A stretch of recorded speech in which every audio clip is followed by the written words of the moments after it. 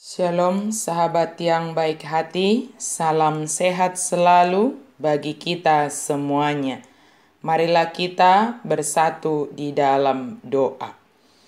Allah Bapa di dalam Yesus Kristus, terima kasih Tuhan, kami bersyukur dan menyembah, memuji, memuliakan Engkau senantiasa. Engkau selalu mengasihi kami, dan Engkau selalu menuntun kami dengan firman-Mu.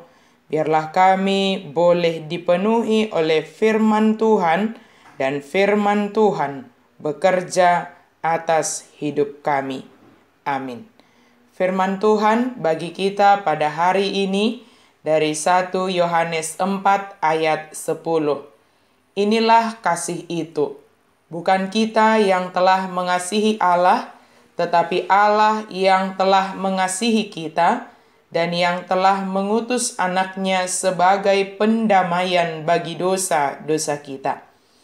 Di bagasanodo holong nirohai, dadahita na makkaholongi debata, ibana do makkaholongi hita, jala disuruh do anakna bahen pardengganan pasaehon dosatta. Allah yang telah mengasihi kita. Satu hal yang membuat Allah berinisiatif untuk hadir ke dalam dunia ini dalam rupa manusia adalah karena Dia mengasihi dunia ini. Allah mengasihi dan menyatakan kasih-Nya dalam tindakannya agar manusia bebas dari kuasa dosa. Manusia tidak akan dapat bebas dari kuasa dosa jika hanya dari dirinya sendiri. Segala dosa pelanggaran tidak akan ada solusinya jika hanya mengandalkan diri sendiri. Jika hanya mengandalkan perbuatan baik.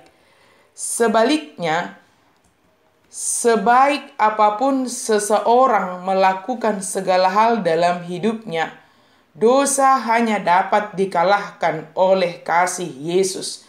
Dalam hadirat Allah, dosa tidak memiliki daya. Tidak ada satupun kejahatan atau dosa yang bisa bertahan dalam hadirat Allah. Dia adalah kebaikan mutlak. Dia tidak dapat mengabaikan, memaafkan, atau membiarkan dosa seolah-olah tidak pernah terjadi. Dia mengasihi kita, tetapi kasih-Nya tidak membuat Dia lunak dalam hal moral. Tetapi jika kita percaya kepada Kristus, kita tidak akan perlu menanggung hukuman atas dosa kita. Kita akan dibebaskan karena kurban pendamaiannya, yaitu Yesus Kristus. Kasih menjelaskan semua tindakan Allah. Karena kasih, maka Allah menciptakan manusia untuk dikasihi. Karena kasih, Allah peduli kepada orang-orang berdosa. Karena kasih, Allah mengizinkan kita untuk bebas memilih, sebab Allah menginginkan respon kasih dari kita. Kristus rela mati di kayu salib adalah karena kasih-Nya yang memberikan solusi untuk masalah dosa yang tidak dapat diselesaikan oleh manusia itu sendiri. Dan Allah menganugerahkan kehidupan kekal bagi umat yang percaya, karena Allah ingin mengekspresikan kasih-Nya bagi kita untuk selama-lamanya. Artinya segala hal yang dikerjakan Allah adalah karena kasih-Nya. Dan Dialah yang pertama sekali menyatakan kasih-Nya bagi dunia ini. Jika Allah yang telah mengasihi kita dan mendamaikan manusia dengan diri-Nya, apakah yang harus kita lakukan? Hiduplah dalam kasih, dalam pendamaian, dalam perdamaian yang dipenuhi dengan kasih itu sendiri. Bukan perdamaian yang penuh dengan kemunafikan, bukan perdamaian hanya untuk segelintir orang, beberapa orang. Berdamailah dengan ketulusan dan kejujuran dan bagi semua orang. Dengan demikian hidup yang telah menerima kasih Allah akan terwujud dalam kehidupan sehari-hari.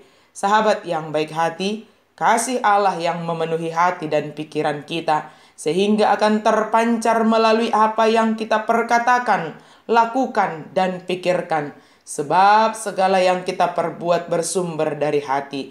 Jika hatimu baik, maka baiklah keadaanmu. Tetapi jika hatimu jahat, maka iblis sedang menanti untuk berkuasa atasmu.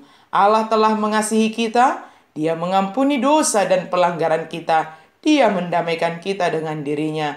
Hiduplah dalam kasih kepada Allah dan sesama manusia. Barang siapa mengasihi, dia berasal dari Allah dan mengenal Allah. Amin. Mari kita berdoa. Terima kasih Tuhan untuk kasih-Mu bagi kami. Kami sungguh bersyukur ya Allah sebagai umat yang percaya kepada Yesus Kristus, yang menerima pengampunan dosa, yang menerima anugerah kehidupan yang kekal. Semua adalah karena kasih Tuhan. Biarlah kami boleh menjadi pribadi yang senantiasa dipenuhi, dikuasai oleh kasih Tuhan, dan hidup kami boleh memancarkan kasih Tuhan bagi sekeliling kami. Dalam nama Yesus kami berdoa dan bersyukur. Amin.